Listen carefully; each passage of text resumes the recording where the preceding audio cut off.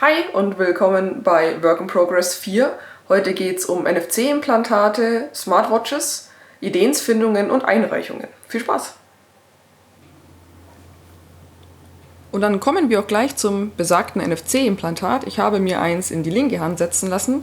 Wenn ich hier meinen Daumen etwas bewege, dann könnt ihr ganz gut erkennen, wo es sich in etwa befindet. Wenn die Hand entspannt ist, dann sieht man es so gut wie nicht. Und das war am ersten Tag direkt nach dem Einsetzen.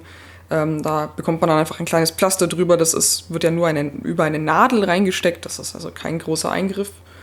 Und nach einem Tag, nach dem ersten Tag Verheilen, sah es dann aus wie hier. Und man sieht, dass sich das Implantat leider ein bisschen quer gelegt hat praktisch.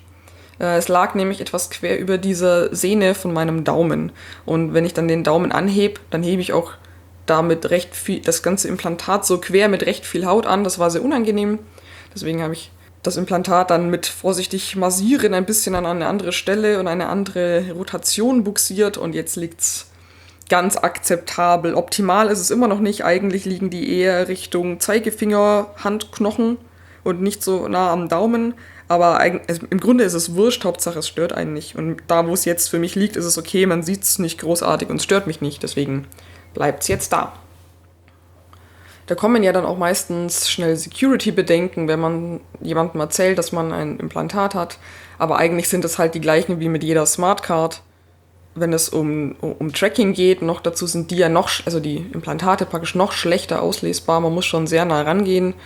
Komplizierter wird es eher, wenn jemand versucht, selbstständig andere Informationen auf den Tag zu schreiben. Und deswegen sollte man die Passwort schützen. Da sollte man dran denken, dass halt niemand einfach irgendwie Zeug drauf schreiben kann. Genau, das heißt, ich kann das jetzt auch einfach mit meinem Handy meine Hand hinhalten. In dem Fall habe ich jetzt eine V-Card drauf gespeichert. Das ist der Datensatz 0 und das ist auch das erste, das dann halt anspringt, wenn man das Handy zum Beispiel hinhält.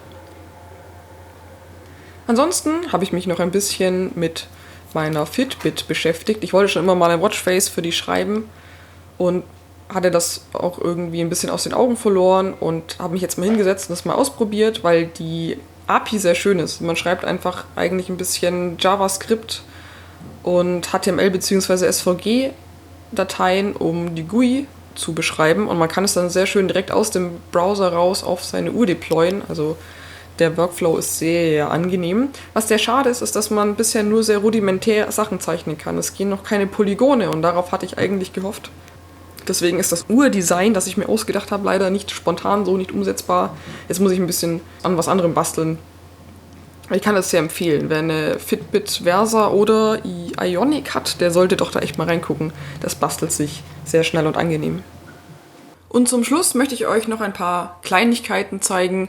Den Blooming-Generator hier, den kennt ihr schon aus vorherigen Work-in-Progress-Folgen. Für den habe ich einen Namen gesucht und dazu habe ich die Plattform All Our Ideas benutzt. Die ist ziemlich witzig, da kann man schon vordefinierte Wahlmöglichkeiten angeben und Leute können bei Bedarf aber auch was einreichen und dann kann man immer gegenseitig wählen, wie zum Beispiel hier, welche Variante man besser findet. Und das habe ich für den Blumengenerator gemacht, das sind die Ergebnisse und aus den oberen wollte ich mir dann was aussuchen und Flower Gen fand ich naheliegend, aber zu langweilig. Florator ist schon ein feststehender Begriff.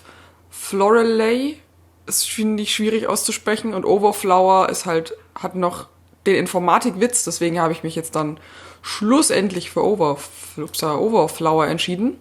Genau, das ist also der neue Name des Blumengenerators. Und weil ich All Our Ideas so witzig fand, habe ich gleich noch was gestartet. Es ging darum, Attribute oder also Eigenschaften zu finden, die sowohl auf Insektenkäfer passen, als auch auf Bugs, also den Code Bug im Englischen, also in dieser Doppeldeutigkeit. Weil ich da gerne ein witziges T-Shirt draus entwerfen würde und mir selber gar nicht so viel Gutes eingefallen ist. Und es kamen doch einige witzige Vorschläge. Zum Teil sind sie so ein bisschen doppelt und manche Sachen sind unten gelandet, die ich nie erwartet hätte. Huge. Also sagt man Huge Bug im Coding vielleicht eher nicht, oder? Kann sein. Also, weiß ich nicht. Manche Sachen hätte ich erwartet, dass sie eher oben landen. Das sind sie tatsächlich nicht. Also was klassisch viel oben ist. Es ist entweder hidden, hard to find, hiding, also alles, was in diese Richtung geht, oder hard to get rid of in diversen Varianten praktisch nochmal. Oder dass sie, also auch nochmal was in so eine Verstecken-Richtung geht. Also das ist das übergeordnete Thema, was man praktisch aus den Ergebnissen lesen kann, ist, dass sich Bugs im doppeldeutigen Sinne verstecken. Man wird sie nicht los. Sie sind eher klein und treten unter Umständen in großen Zahlen auf. Und daraus habe ich jetzt versucht, ein T-Shirt-Design zu machen. Und das ist der erste Entwurf. Bisschen größer machen. Das trifft alle Punkte, aber irgendwie kickt's noch nicht. Ich weiß es noch nicht. Ich tue mir momentan auch noch ein bisschen hart, farbig zu zeichnen mit Schattierungen auf einem dunklen Hintergrund, weil man druckt halt dann tendenziell doch eher auf schwarze T-Shirts, gerade farbige Sachen, finde ich zumindest. Noch nicht sicher, werde ich noch mal mehrere Varianten machen, aber ja, das war halt auch ein Nachmittag, den ich damit verbracht habe.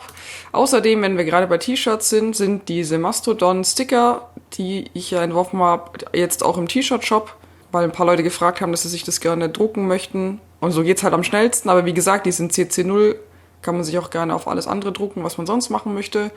Und dann habe ich noch ein paar Sachen eingereicht, das kann man jetzt auch nicht viel zeigen. Es gibt die Prog Jam, das ist eine Veranstaltung, wo es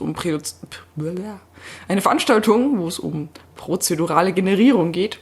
Und da kann man, oder konnte man, ich weiß gar nicht, ob das schon zu ist, kann man noch, genau, Pitches einreichen für Tutorials. Und da habe ich einen eingereicht, das heißt, ich schlage praktisch vor, was für ein Tutorial ich gerne schreiben möchte. Und wenn ich eingenommen werde, dann werde ich das schreiben und man bekommt praktisch ein bisschen was dafür gezahlt. Das finde ich sehr cool, da hätte ich sehr viel Lust drauf. Und ich habe mit meinem Partner beim Prototype Fund eine Projektidee eingereicht. Das ist Organisation da das richtige Wort, sage ich jetzt mal, die Open-Source-Projekte fördert und zwar nicht wenig und zwar immer für ein halbes Jahr. Das heißt, wenn ich da genommen werden würde, dann könnten wir unsere Projektidee umsetzen und würden dafür halt richtig bezahlt werden. Wie bei einer normalen Arbeit. Das wäre sehr cool, wenn das klappt. Ja, und das war's schon wieder. Dank Semesterbeginn und Klausurvorbereitungen ist halt nicht so viel passiert.